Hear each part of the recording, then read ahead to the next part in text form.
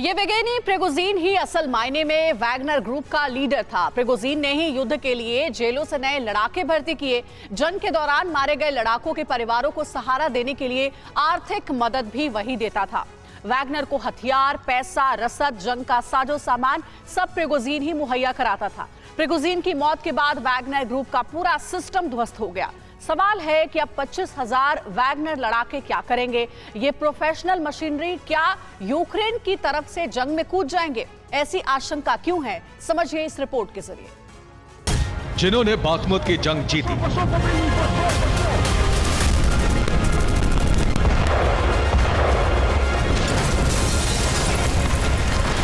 जिन्होंने यूक्रेन के कई इलाकों में रूस का झंडा फहराया,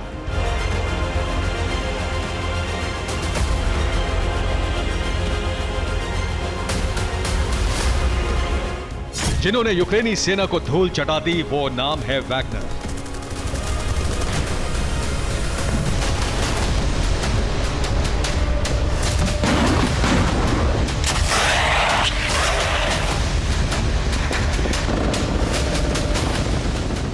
लेकिन अब वैगनर अनाथ है।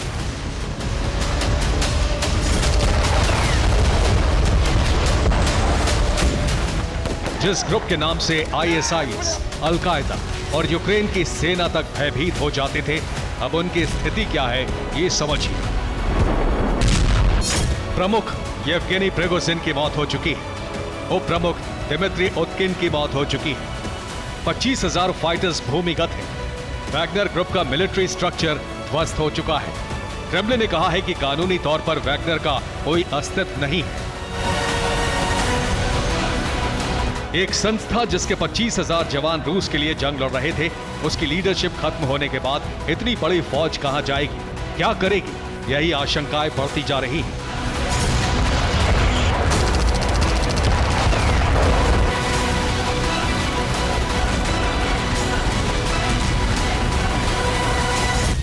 वैगनर के बारे में जो कहा जा रहा है वो सच ये है कि लीडरशिप खत्म होने के बाद 25,000 जवानों की फौज के पास कोई विकल्प नहीं है कि ग्रुप को कैसे संभाला जाए।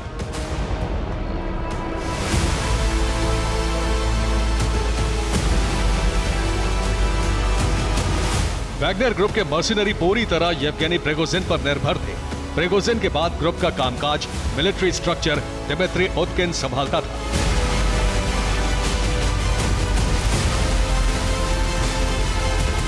अब ये दोनों ही लीडर प्लेन क्रैश में मारे जा चुके हैं। प्रिगोजिन ने रूस की जेलों से ही 3,000 से ज्यादा लड़ाके भर्ती करके बाखमुत की जंग जीती।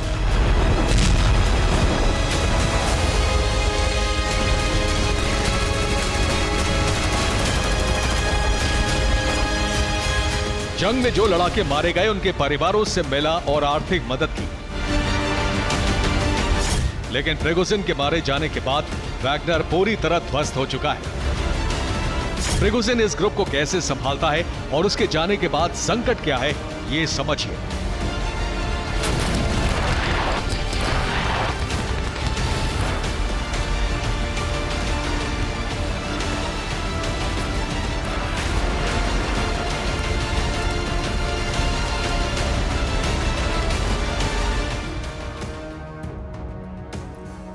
और वैगनर ग्रुप का विस्तार बहुत बड़ा है। उसकी कमाई के कुछ स्रोत सार्वजनिक है।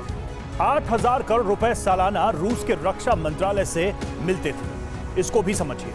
90,000 करोड़ रुपए की सालाना कमाई प्रिगोजिन के कॉनकॉर्ड कैटरिंग बिजनेस से होती है। सरकारी विभागों से वैगनर को सालाना 82,000 करोड़ रुपए की आमदनी होती है। सूडान में वैगनर ग्रुप सोने की खदानों की सिक्योरिटी संभालता है। इससे बड़ी आमदनी होती है, लेकिन कितनी, ये सीक्रेट है।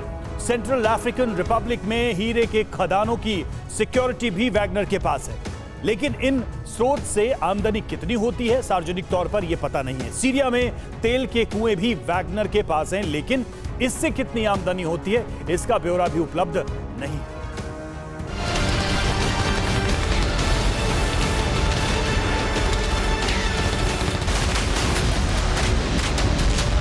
दुनिया के कई देशों से होने वाली अकूत आमदनी के जरिए ही प्रिगोजिन रूस के लिए जंग लड़ रहा था। उसकी मौत के बाद रूस में उसके समर्थन में आवाज उठ रही है। तुला रीजन के गवर्नर जनरल ने कहा है कि रूस के लिए वैगनर ने दुनिया के कई इलाकों में मुश्किल जंग लड़ी है। उनकी मौत से रूस का नुकसान हुआ है। प्रिगोजिन और उतकिन पक्के देशभक्त थे, लेकिन रूस की जमीन से अब वैगनर के प्रतीक चिन्ह भी मिटाए जा रहे हैं। ये दो तस्वीरें बता रही हैं कि रूस में वैगनर लड़ाकों के प्रतीक कैसे खत्म किए जा रहे हैं। जहां पहले क्रॉस थे, गुलदस्ते थे, वो अब इस हालत में नजर आ रहे हैं। रूस में वैगनर ग्रुप कभी बड़ी हैसियत वाला था, लेकिन प्रिगोजिन की मौत के बाद अपमान का पात्र बन गया है। इसीलिए यूक्रेन ने वैगनर को अपनी तरफ लाने का ऑफर दिया है।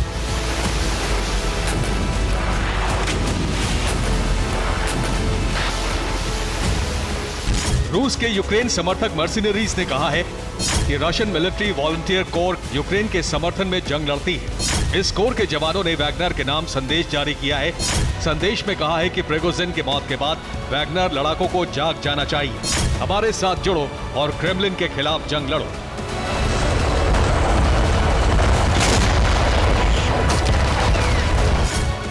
डर है कि वैगनर लड़ाके फिर रूस में विद्रोह शुरू कर सकते हैं। पुतिन के करीबी मित्र लुकाशेंको ने वैगनर विद्रोह को संभालने का काम शुरू कर दिया है।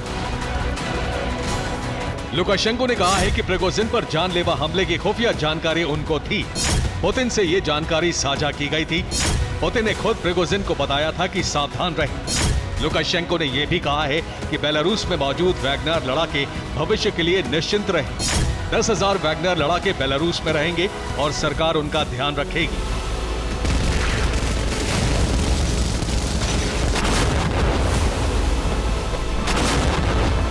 खुफिया खबर है कि वैगनर ग्रुप का कंट्रोल लेने के लिए पुतिन ने जनवरी 2023 में ही प्लानिंग कर ली थी।